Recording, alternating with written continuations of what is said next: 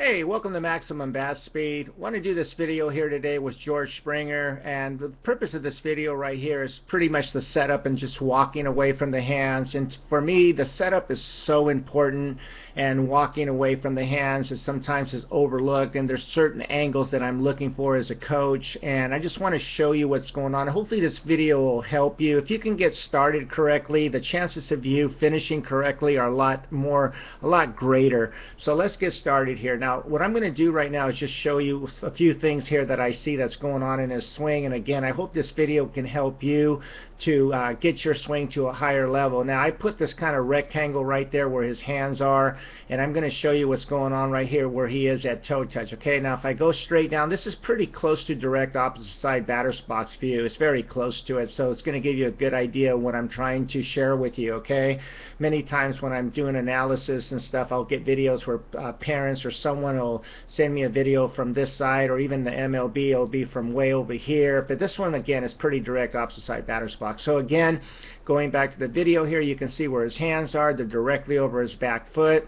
This is exactly what you want to see. Okay, now I'm going to back this video up a little bit. It's going to get a little blurry here, but I'm going to show you for the purpose of what I'm trying to explain to you here. Now, if I back this up right here, he's pretty much at the apex of his gather. Okay, and you can see right here, as he's at the apex of his gather, his hands are right there. It's just slightly above that rectangle right here, okay?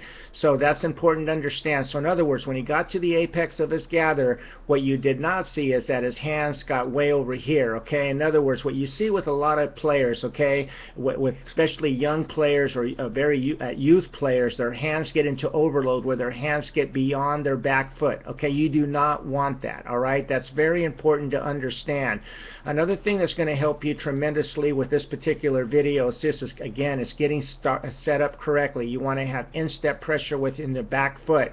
You want to make sure you have the pressure inside of your ankle and inside of your inner thigh. Okay, this is very important.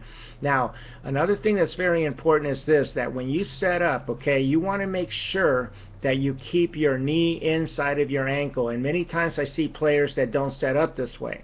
Okay, in other words, if I draw a line right here just like this, and I go right here just like I'm drawing, and I go down straight from the knee right here, you're going to see there's a gap between the knee and the ankle. Again, you want to make sure you have these kind of angles with the instep pressure, just like I just mentioned. Okay, that's going to help you to get into great resistance and pullback, so that you have a leg to post up against, so that you can use your upper body correctly by posting up against a firm back leg with the correct angles. Okay, so we established that.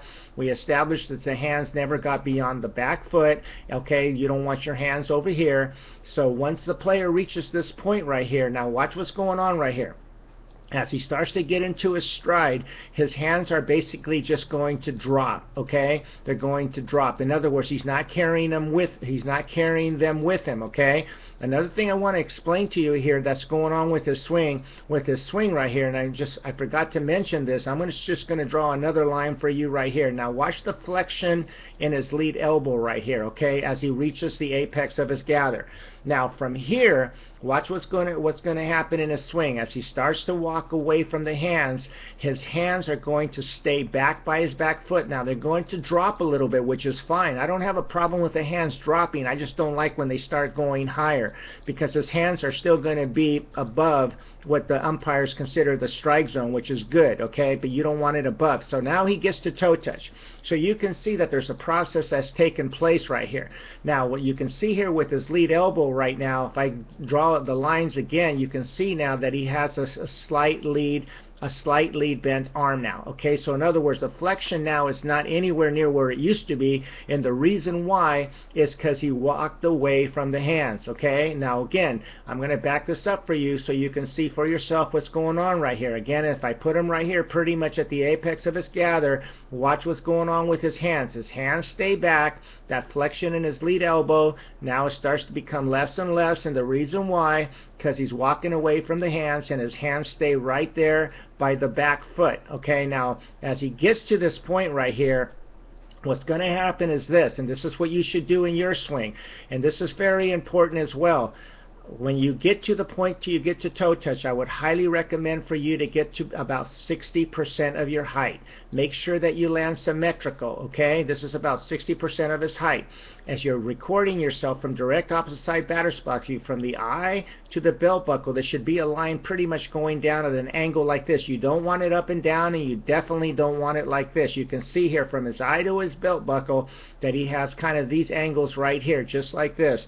Now with the bat, pay attention to the bat. If I go right there with the bat and I keep going straight down, you're going to see it's pretty much pointing to the catcher's glove. Many times with players, they have their bat too upright. In other words, instead of the bat pointing, the knob or the bat pointing to the catcher's glove is pointing down here, and sometimes it's actually pointing somewhere over here. So be aware of that, okay? Another thing that's going on with his swing right here is this, and this is very important. You can see here that when he lands the toe touch, his elbow is right here, and his hands are right here, okay? Where the hands, again, are directly over his back foot. Now that's fine if you land at toe touch, if your back elbows in line with your hands, but I do not like to see it the other way around. In other words, I don't want to see it when you take a stride and you get to your toe touch, and this is very common where I see the hands over here and I see the lead elbow somewhere over here. This is backwards. I don't want to see that, and usually when that happens is because when this occurs, if you draw a line going straight down, you will see that it is beyond your back foot. So be aware of that. This is crucial for you as a parent, if you're working with your child, whether it be baseball or softball, to be aware of that. And once you get into your heel plant, what's going to happen right here, watch what's going on. He gets to his heel plant, and watch what's going on right here. If I draw a line going straight down, his hands are pretty much directly over his back foot. Why? It's because he's applying pullback still. He's still applying resistance. Many times at this stage of the swing, I see players at younger levels, at lower levels, where the hands are going along with the player, and they're leaking that resistance. They're leaking that load. He's just right here with George. He does a beautiful job of keeping the hands back, and from there, watch that hand path right there. Just a beautiful hand path where his hands go right around the corner of the deltoid right there, and the reason why is because of the pullback, the resistance. Watch how the elbow works up to the height of the mouth and barrel below the hands. Just does a beautiful job. Pay attention to the bottom foot right there because of that hip rotation, how his foot just rolls over right there. This just gives him the opportunity to use his hips beautifully. I hope you learned something here with the setup, and as far as the things I mentioned about walking away from the hands.